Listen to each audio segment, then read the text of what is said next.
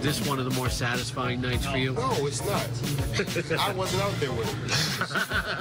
That's a little man on your shoulder? Is that a little man on your shoulder? Yeah, that's the bad side, too. We're on the same page. Yo, you got some deals in my bag, bro. Yeah. Kyle, this was one of my best interviews. Thank you. And helping me and helping our whole team.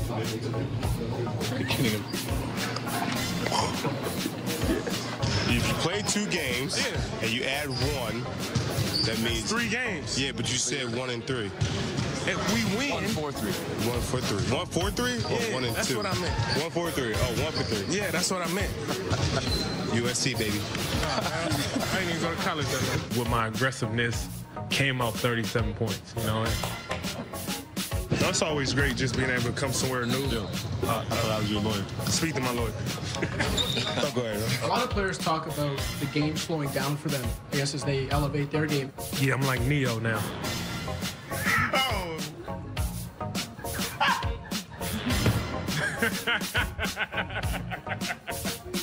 Yo, that was good. That was good. Yeah. Wow. That's Morpheus. Two guys obviously like each other, and the fans in Toronto love DeMar DeRozan, and he's expressed his affection for them as well. No indication he wanted to play anywhere else, and everybody there, and of course DeRozan himself, was shocked when the trade went down over the summer. Going to be a huge ovation tonight. I think so, because this is a superstar that wanted to stay in Toronto. And obviously throughout the years when I played, a lot of guys, when you heard you got traded to Toronto, they weren't excited. You have a player, B. Wood and Matt, that really wanted to be there. But I will say this is the first time in a long time I've saw individually it's worked for both players, you know, the headline players in the trade, and also team-wise. I don't think the Spurs obviously is not as good as the Raptors as far as record. But this has helped. I think he's expanded his game. They're 10-1 when he had 9 or more assists. You couldn't have told me watching DeRozan, not that he was a selfish player, but he would be able to facilitate and get double-digit assists in the way he's been passing the basketball and still being able to score. I think it's worked out for both players. Yeah, this is the rare trade that works out for both teams. Kawhi Leonard obviously didn't want to be a Spur anymore. The Spurs were able to move on from their franchise player, get another player that's in that same element. He's not as good as Kawhi, but he's in the same area. They were able to get an all-star back. Spurs playing good basketball, struggled early on, so it works. It's been working for them because they're playing better now. But more importantly, Toronto stayed on the same path that they were on. They're going for it. Kawhi is definitely an upgrade over DeMar, but we won't know how much of an upgrade until the playoffs, because the Toronto Raptors will be judged on what they do in the playoffs. If they make it to the NBA Finals or win the NBA Finals and re-sign Kawhi, this trade will be deemed as a success. If they do not make it to the NBA Finals, well, then a lot of people will be looking at why did we trade DeMar DeRozan. Eastern Conference Finals not a success, you think? They made it to the Eastern Conference Finals before. Yeah. When you trade the best player probably in Toronto Raptors history, DeMar DeRozan, when you get rid of the best coach in Toronto Raptors history, now you're looking at making significant strides forward and doing things that haven't been done in Toronto's history. They've done the Eastern Conference Finals. For this year to be a success after trading DeMar DeRozan, has to be NBA Finals. I totally agree, and I think obviously it's going to be really tough if you don't get the Eastern Conference Finals and you lose Kawhi. Right. That could be very tough for the Toronto Raptors organization. And yet I would still argue it was the right move to make last summer, because it feels like they had plateaued, and I think that's probably where their minds were at as well. It's different, though, because you felt like you plateaued when LeBron... In the LeBron era. When LeBron was in the East. That's what I say. Now that LeBron was gone, there's no telling how far that team could have been. We'll never know. And Lowry and DeRozan, they were a very formidable team, a very formidable duo, and best of friends, as you can see in that clip. Those guys had a lot of fun together. And with all the high-end competition in the Eastern Conference, as you said, there's just no way to know if that team would have been good enough to get out of the East anyway. All right, later on...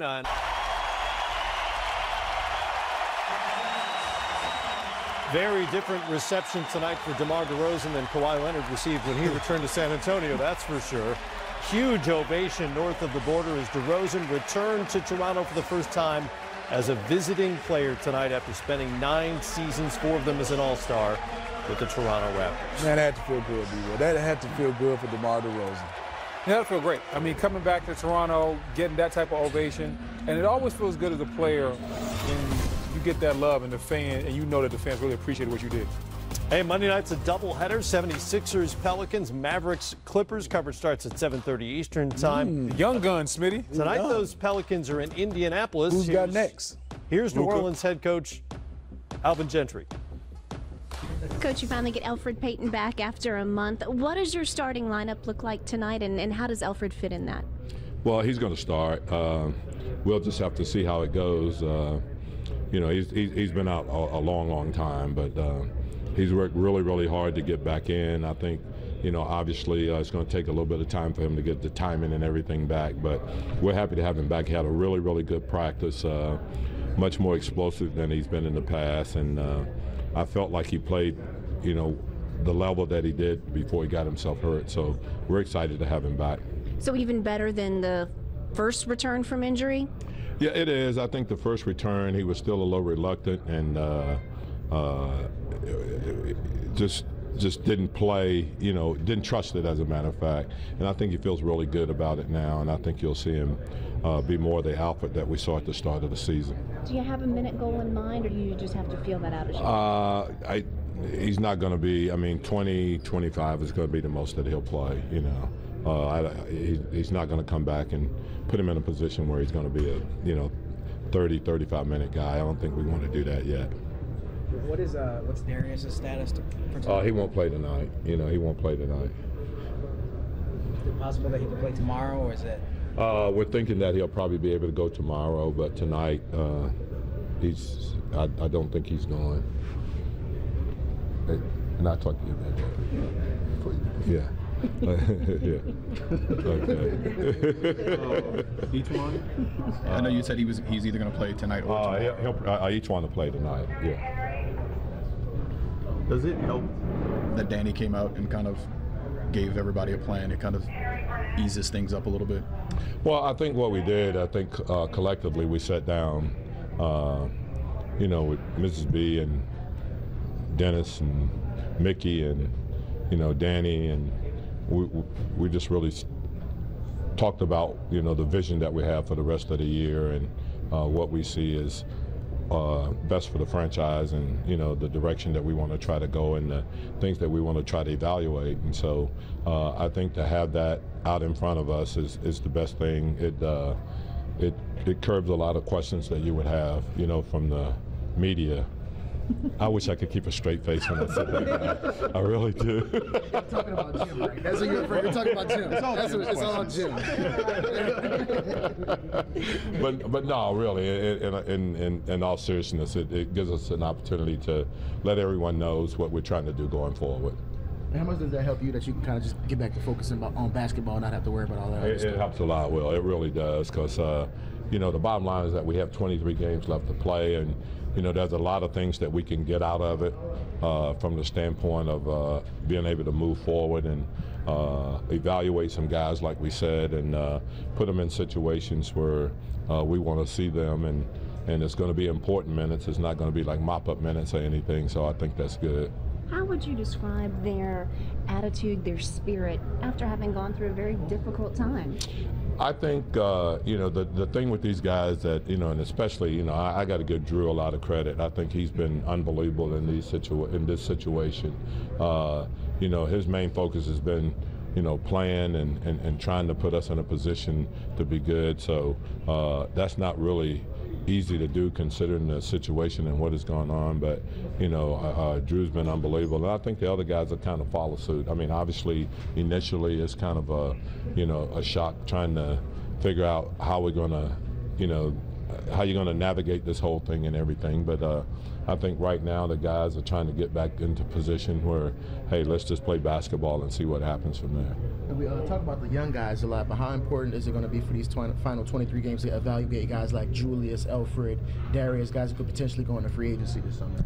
And same thing there. You know, I mean, we want to look at those guys and see where they fit in, and you know, see what's going to happen in those situations too. So we want to be competitive as heck, and we have been, where we play extremely hard, and we want to, you know, try to win games. But obviously, the big picture is that we got to make sure that we get to the point where we accomplish what we set out to when we had the meetings last week, and that, you know, to make sure that we're evaluating and you know, so that we have decisions that we can make, you know, at the end of the season. Alvin Gentry's media scrum should include one of those 15-foot-long poles because he is walking the tightrope, right? Just trying to stay right in the middle of that. We're going to be competitive, but everybody knows what's going on, and it's fascinating and sort of uncomfortable. Yeah, it's definitely uncomfortable for Alvin. It's unfair for him, the whole team. They've been put in a very tough situation. They've been dealt a hell of a hand. Team that was competing for the playoffs, had some promise starting out early in the season, scoring a lot of points. And then 10 days before the All-Star break, things change, and now he has to answer all these questions. And he knows that nobody really care if Elfrid Payton is playing tonight. No disrespect to Elfrid Payton, but everything really, all the media is sitting there trying to really get to what's going to happen with Anthony Davis moving forward. I mean, are you guys going to play him? What are you going to do? And you know me, Smitty. I'm as petty can get. I couldn't be the GM for the Pelicans. Why not? I couldn't even be Alvin. Because the way I handle the situation, I would force the league's hand. I would simply, every time they forced me to play Anthony Davis, when the jump ball went up, I let him jump ball. First time the ball stopped, he's out for the rest of the game. And we're going to see how long, I would see how long they want to keep playing that. But I'm that petty type of person. You know? Dale's gone now. He was the GM. I was going to say he couldn't be the GM either, apparently. Did I say Dale? No, you didn't say Dale. Okay. You said GM or coach. You didn't say. If I was the GM, well, I might be able to be the GM then. Danny Ferry's interim, so he might need some help. Mm-hmm. Tell Danny to call me. That's what I do. Well, and I look at the Pelicans. Since the trade request, they're shooting a better percentage from the field, shooting a better percentage from the three. Also, defensive field goal percentage is better. But they're 10 and 13 since the trade request. So I will say Alvin has done a good job, not because of just Anthony Davis, but like Elfrid Payton's been out. No Mirotic, he's been out before he was traded. They've had a lot of injuries. Etuan Moore has been out. That's been all season. The one guy I would say we don't give enough credit to, Drew Holiday, even though they don't have a good record, has been a fantastic pro on and off the court where he's handled things and kind of kept this ship together on the floor. They still haven't been good, but they have been competitive. And you're right, this is tough for Alvin Gentry.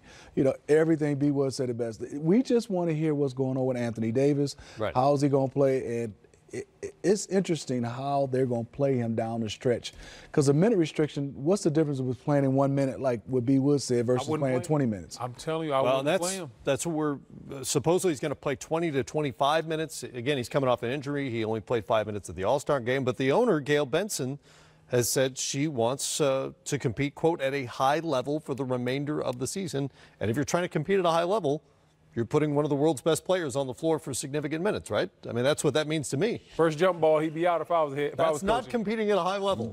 Listen, if they want to compete at the high level, they need to get a high draft pick. That's what they need to do. If they need to want to compete at a high level, they need to lose some games so they can get that kid who just busted out of his So Nikes. you said tanking. So you said tanking. No, it's not called tanking. It's called. What's a different term now? Yes, because it's a new term. I can't keep it. It's not tanking. What you're doing is you're evaluating your young talent. You're evaluating your young talent in competitive basketball game. Sitting the elite talent. You're evaluating young talent. You look like Alvin and talking like Alvin. You can't keep a straight face while you're talking. You're evaluating young talent in a competitive manner that you hope you don't win the games. Now we need to evaluating talent. Okay. Now we need to give you one of those 15 polls. Hey, listen, man. You can't even keep a straight face. I know how to waffle a little bit. Oh, okay. Pacers 6-5 since Victor Oladipo went down for the season, and they'll be without Miles Turner tonight. He's out with a hip injury as they take on the. A live look at Madison Square Garden, where the New York Knicks have lost 17 straight games. Good job, Knicks. Can you believe that? Did you say 17 straight games? And management is ecstatic about it. Timberwolves are in town tonight, but they will be out without Karl Anthony Towns, who will miss the first game of his NBA career. More on that in a moment. He had a car accident yesterday on the way to the airport and is now in the concussion protocol, so he is out tonight against the New York Knicks. Here's head coach Ryan Saunders. After further medical examination, Karl is entering concussion protocol. He'll be unavailable tonight. We'll just take this, day by day, hour by hour. I spent a lot of time with him this afternoon. He was in good spirits, and he's ready to support his teammates tonight. And we're just looking forward to it. Towns has started 303 straight games. That is the longest streak to begin a career of consecutive games started since the league started tracking starting lineups back in the 70-71 season. That comes to an end tonight. Amazing. You guys know what it's like. You turn an ankle, a hamstring, whatever it is. That's an amazing way to start a career. Man, I had to look at you when you said that. Yeah. I didn't know that. And give kudos to him, and hopefully he gets well being in concussion protocol, that's nothing. You have to take that serious. I Sure. had my son that had a concussion, so wishing him well. Hopefully, he get a chance to come back. But that's amazing stat, B. Wood. Yeah, I mean, especially in today's time where guys are talking about rest and all these other things, for him to go out there and play that many games in a row, that's flat out amazing. Speaks to his level of conditioning, how he takes care of his body in the off season and in season as well, and that's very good for a young player to do, because a lot of times you see older guys like LeBron that really realize the value of taking care of their body. Obviously, Karl-Anthony Towns has learned that lesson early on. Is that from today's game? He's out with the team? I'm not sure. Was that the video? Yeah. I think so. That was from today, okay. But I don't know. He's there. He's with the You team. should be home in the dark room right now. Well, he got on a flight. He got on a commercial flight to New York, so I assume that's from today. Okay. Yeah, he's there with them. He's just not playing tonight. By the way, a question for you guys. Timberwolves are 4 games out of the 8th spot in the Western Conference right now, with 25 games to go. Are they or are they not in the playoff race? Yeah. They're out, in my opinion, as well. Yeah. 4 games. You guys are tough. 4 games? I just don't see it. The teams in front of them, the Lakers, Sacramento, and the Clippers, all those teams will be fighting. And I like the Timberwolves. I just still think they don't have that next gear to leapfrog one of those teams. Yeah, San Antonio's in that mix too, because they're in the 7th spot. I just don't think Minnesota's going to make up the ground. They haven't shown me that they're going to play at that level. There's, 25 games left in the season? For you to make up 4 games and jump teams like the Lakers, Sacramento, we're talking about San Antonio, they'd probably have to win, 21 of their next 25 or something like that. And they also have to have beaten some of those teams head-to-head matchups. They're going to have to definitely beat them to be able to leapfrog. Yeah. I don't think they're ready. I don't think they're ready for that step. It took everything they had last year to barely squeak into the playoffs. I'm not sure they have it this year. I think they'll be better in the future, but right now I don't think they're going to make the playoffs this year. I can't disagree with you, but you're crushing hopes and. Sorry, man. It is hard. You just say 4 games, you feel like a team could make it. I just don't see the Timberwolves. Dream crushers. Yes. Both of you. Well, we're giving us our honest opinion. Which is exactly what we want. More coming up here on Game Time Live, presented by State Farm. We talked about Anthony Davis. There he is. He made it past the opening tip. Hey, he wouldn't if I was the coach. Straight face, B. Wood. Still working the boards. Oh, what's in? Matt B. Wood just got fired. Come sit beside me.